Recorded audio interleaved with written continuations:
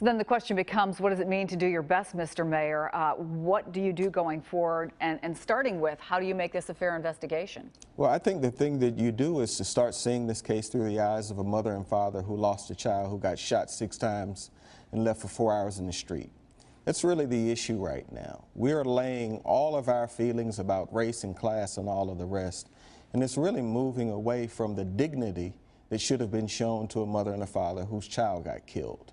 And to the extent that we can start handling this case through that lens, Ferguson's going to be better off, and so is the United States of America. We need to stop layering our issues on what is happening there and make sure that justice is handled equitably for this mom and this dad who lost their son in the street because he was killed and shot 6 times with 4 witnesses.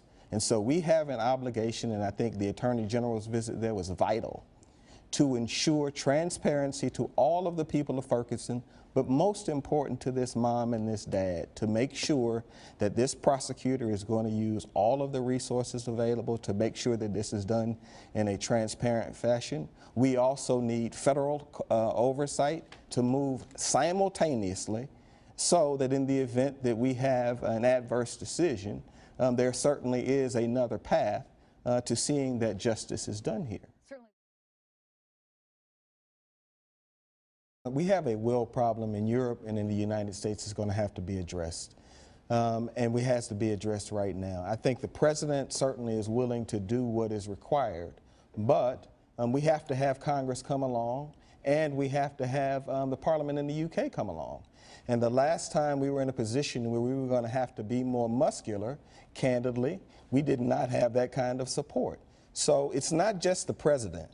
The country has to be ready to deal with ISIL, and the country has to be ready to do what is required.